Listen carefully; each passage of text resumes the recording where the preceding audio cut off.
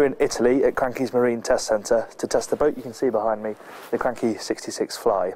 It's the flagship of their range, and with its 1400 horsepower manned diesels, we got up to an impressive 34.5 knots out at sea. It's a pretty spectacular looking boat from the outside, so let's jump on board and see what the inside has to offer. At the stern, it's this truly enormous bathing platform that really catches the eye.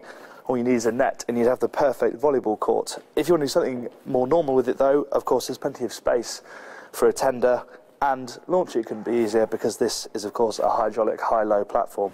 The only thing to be aware of though is not getting a tender so wide that it restricts access to the crew cabin here. Probably the most eye-catching part of the exterior of this boat is the use of glass, both up in the saloon and in the mid-cabin. This huge window area here, which is mirrored and looks superb out at sea, actually houses an opening port and 3 windows down to the mid-cabin. And then these really funky looking windows up in the saloon, although they look compartmentalised because of the slash of GRP, they're actually really big panes. So there's very few blind spots from the helm, and they allow loads of light to get into the interior. Moving up into the cockpit, and it's when you start to notice the little details, they're actually riddled all over this boat. Like the mooring gear down here, which has got a winch, nice strong fair leads. There's also a hose set into each transom gate, which is really good to see as well. They've gone to the bother of putting them in both. Moving into the cockpit itself, and above me here, there's 3 glass panels set into the flybridge, so there's plenty of light down here, even though you've got this huge overhang. Obviously, a wet bar here, which is really nice. There's also one in the flybridge, so it means that pretty much every area that you're going to be lounging in, there's somewhere to cook, and there's a sink and a fridge as well. And there's also this little second throttle station, which is great for stern-to berthing. And then there are these steps, kind of open ladder arrangement as opposed to the gelled-in steps that you're used to seeing on boats of this size, but it actually works really, really well with good strong handholds up to the flybridge. So let's go and have a look. So here we are up on the flybridge, and although the sides are actually quite low all the way around, because of the way that radar arch is and the fact it's in the middle and it's so wide, it actually feels very safe up here. Obviously there's always something to hold on to, and you just feel kind of enclosed, and the feeling of safety is really good. Elsewhere you've got nice kind of standard sociable seating area just here, but the table has got some really nice details. Obviously it folds over as you'd expect, but then in the base there's actually 3 large holders for bottles of drink so they don't roll around when you're up here. Of course, as I said down below, you've also got a wet bar up here as well as the one in the cockpit, and of course the galley, which has got a fridge, griddle and sink, plenty of place to prepare food, which is great. And then at the back in the large overhang there's a separate module which has got storage and of course works perfectly as a sun pad. At the front of the flybridge obviously you've got the helm station, which is good, nice and clear. The controls for the Marine plot are a little bit out of reach, but it's great to have these so close to you and so clear for the skipper.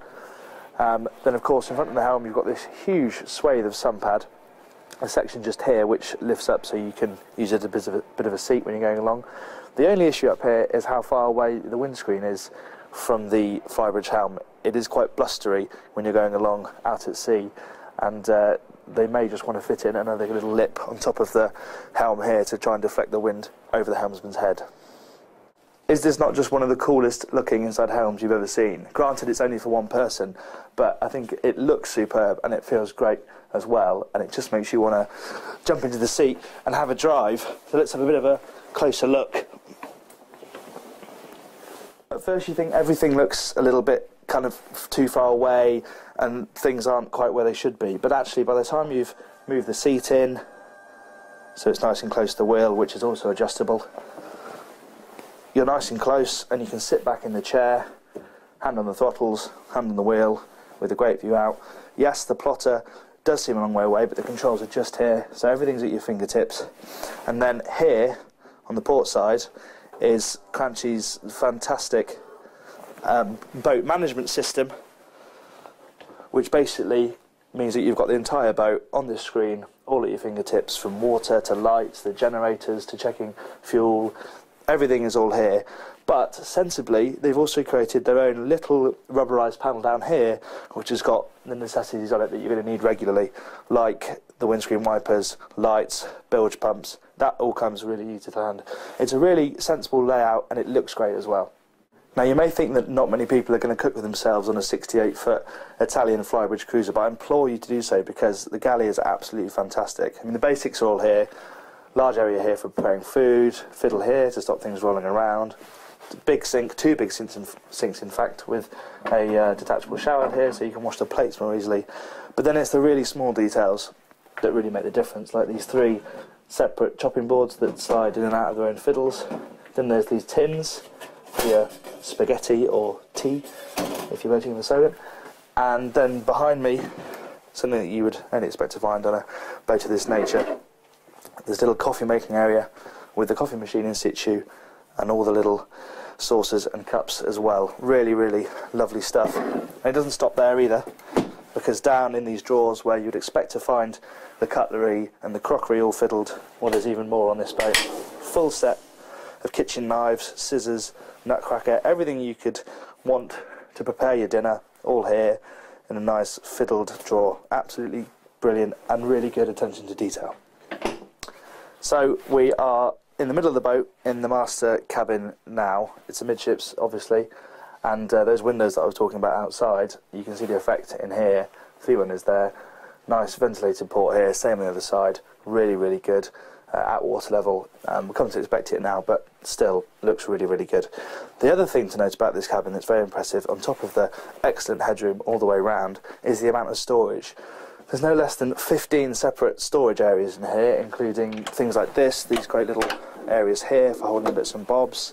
There's a little kind of chart locker down here, and then at the end of the bed there's even a locker which has got a safe and a fridge in it, so the owner doesn't have to get up to the galley in the morning to have that first class orange juice.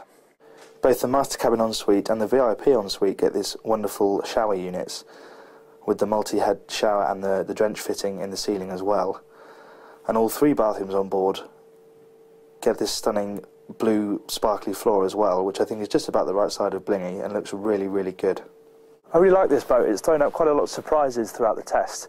From the outside it looks like it may be all mouth and nose trousers with all these crazy angles and mirrored glass, but actually on the inside and throughout the boat there's some fantastic details that you maybe wouldn't expect that make the boat feel really, really special. And I think if you're in the section of the market for a boat like this, it offers some serious food for thought.